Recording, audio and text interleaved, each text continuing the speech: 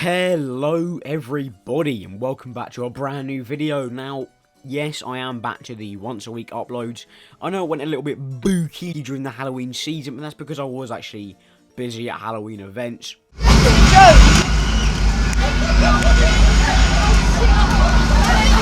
Friday nights 2 days in a row meant that I was tired a lot.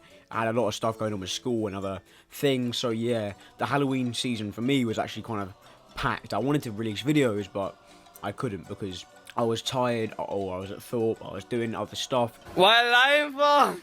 But now we've got the close season, I should be back to hopefully mostly weekly uploads. But in today's video, I thought, why not challenge myself to do the best editing job I can on like a small little edit in an hour. And that includes getting music, doing all that sort of stuff, collecting clips, and editing it. And if you want to know what I mean by a little edit, I'll show you some examples of edits that I mean.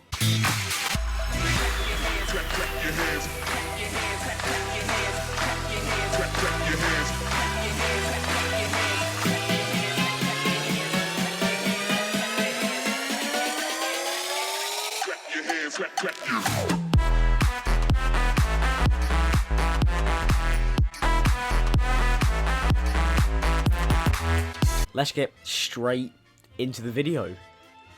So basically what I'm doing here is I'm setting up a project and I'm just selecting the music. Now you can record the music from your PC using Lightworks. That's what I'm doing here.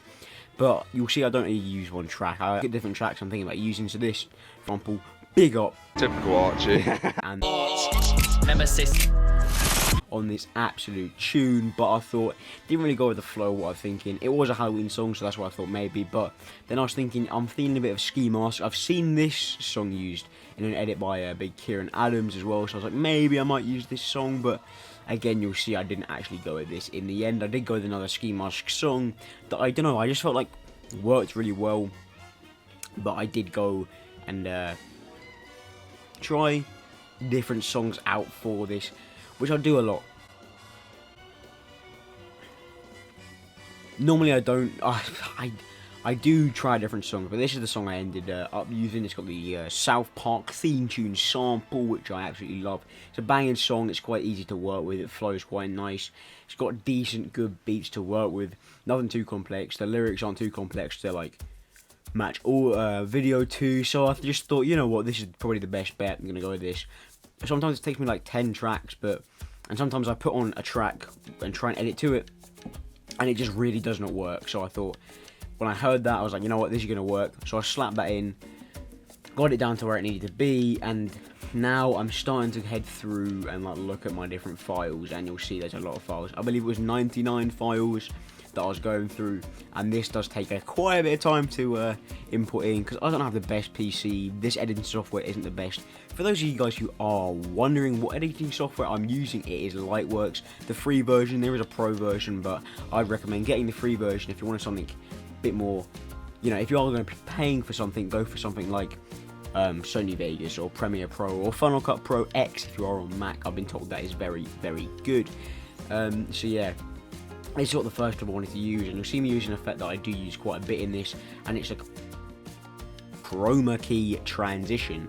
And basically what that means is I'm using part of the background of another clip, or the clip that I'm using there. So you see I use the white there, I key out that and put in this over the top. But that does get quite messy, but I do know how to use it quite well. What you see me do there is a freeze frame, which is quite easy to do. I've just hotkeyed to the F, but you see all this little glitching. You see, that's why it gets a little bit messy. It's not the most reliable transition if you want something that's going to look brilliant and banging. When you use like the chroma key settings correctly, key softness, and tone that down, it does actually look quite good in the end. But I often do find myself hiding the fact that it looks quite glitchy, quite not cheap, but a little bit funky in some places, like these little lines, by adding in another effect that is actually not part of the software itself, but is a custom effect that I downloaded via the Lightworks network, and it is the old monitor effect. I absolutely love this effect. But you see me here just playing around with the settings, trying to get the best possible duration and whatnot, so you can see the most of that Thorpe Park entrance as you can. And yeah, now I've just whacked in that old monitor just to really hide up the shabbiness, I guess you'd say, of that transition. But it's a transition that I know very well, and you'll see me using it a few times through this because of the limited time. that right there was just another transition, like an actual transition called a Flare Tran. Again, downloaded from the Lightworks network. It's something I use a lot. It does look quite nice and it works. It's snappy, but it's not like a cheap effect because it is custom. And yeah, this next transition, I'm simply again using that chroma key. Right here I'm trying to use a mask, but the mask wasn't really working out here, so I ended up actually using a mask later on in the video. But the masks in Lightworks are one of the reasons why I don't really like the software for stuff like that, because the masks, I actually have to download this myself, and yeah. But yeah, no, so there you can see I'm keying out the red and just trying to get in that Colossus station, which was actually quite easy because it's quite a defined solid area, not too many curves. Came out quite well. Nothing really too needed much for that, but you do see I probably will put in transitions either end just to really smoothen it up. And yeah, when I'm in this section now as well, it's just quite a basic section. We're not into real hard editing yet. This whole thing isn't really too hard in terms of editing, purely because I do know how to do everything here. A lot of times when I'm editing, I try and do new stuff, but I was like, you know what, this time I'm not going to do that. I'm on a time crunch. Now this time I put in a clip that I thought might work, but it really didn't. I have plans to do like some nice Luma wipes, which again is a transition downloaded from the Lightworks network that I do love to use. And I was like, maybe I'll do a speed ramp here, but it just wasn't really working. I used a speed ramp in my most recent vlog for the edit of Creek Freak. The shore is moving. The shore is moving.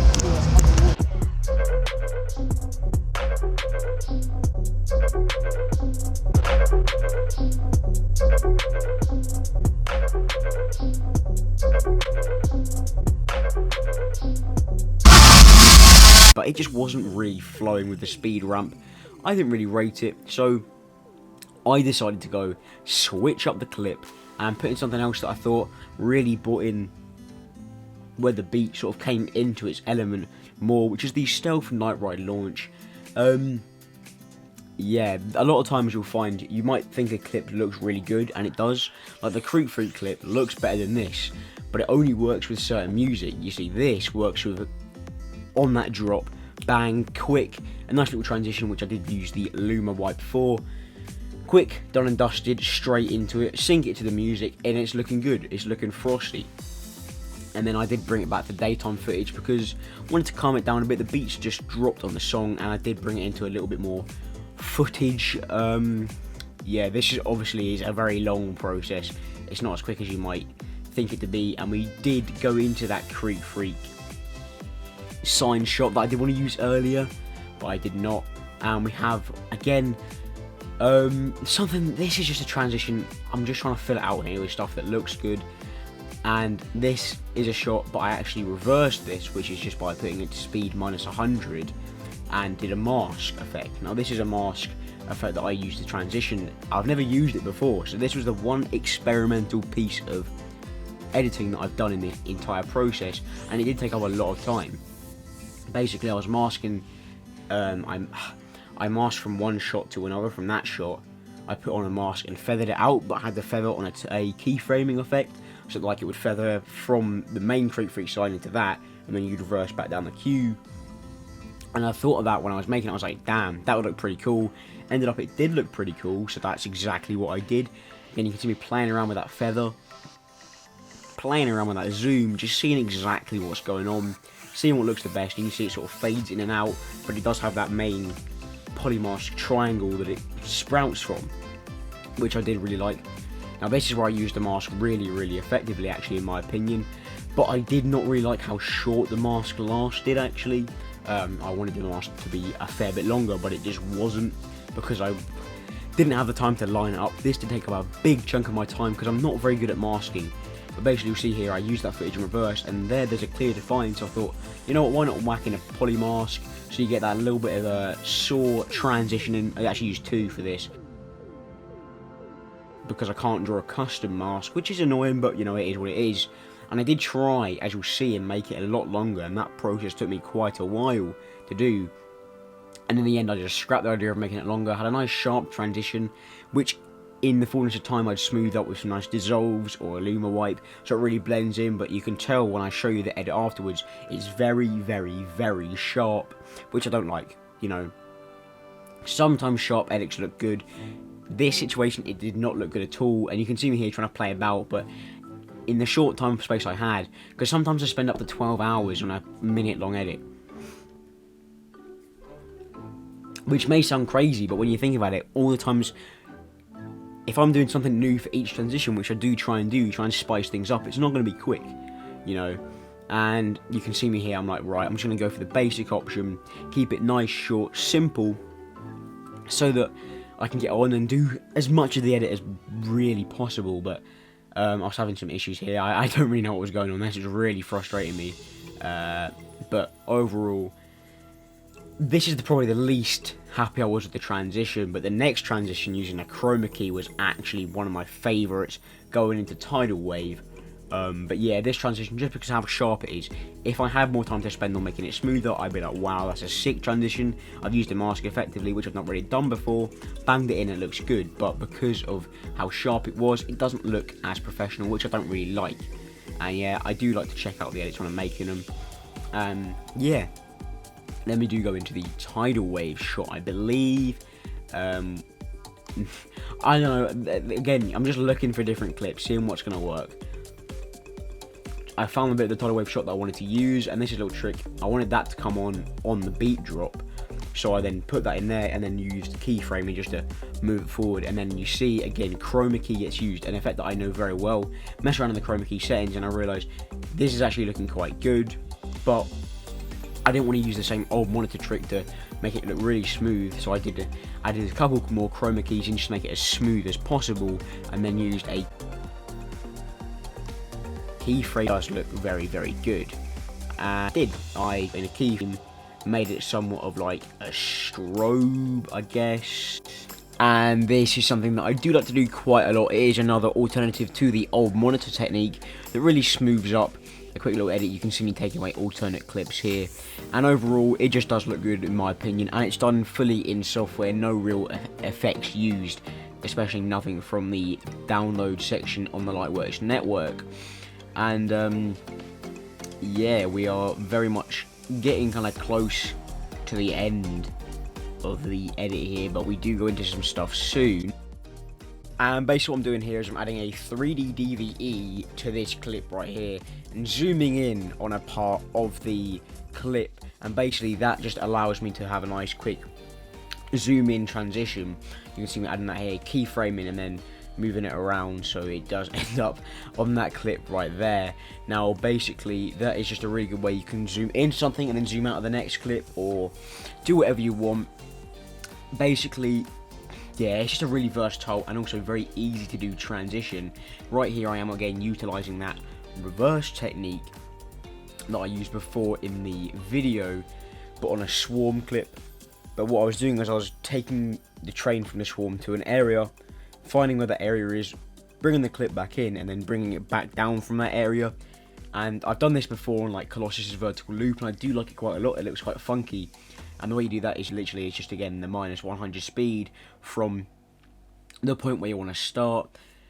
And basically, yeah, now a way to hide this up and make it again look smooth is with that old monitor, but it's sort of like a little glitch thing you can add in, which I do really like to do. Just change the colour of the actual lines, which is good, keyframe the colour, and overall it just looks nice. You know, I do enjoy looking at this transition. It looks good, looks frosty, and it's smooth, and then the train just goes back down.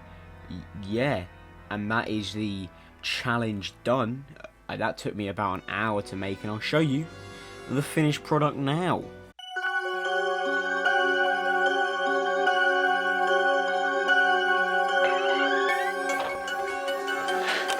It is very fucking early. Yeah. Hey. I'm going down to underwater, gonna have myself a time. I'm going down to underwater, gonna have myself a time. I'm going down to underwater, gonna have myself a time. Going down to underwater, just put together down west side. Like underwater squad in the drop top minivan, popping like grease in the cookie pan. Underwater squad in the drop top minivan, popping like grease in the cookie pan.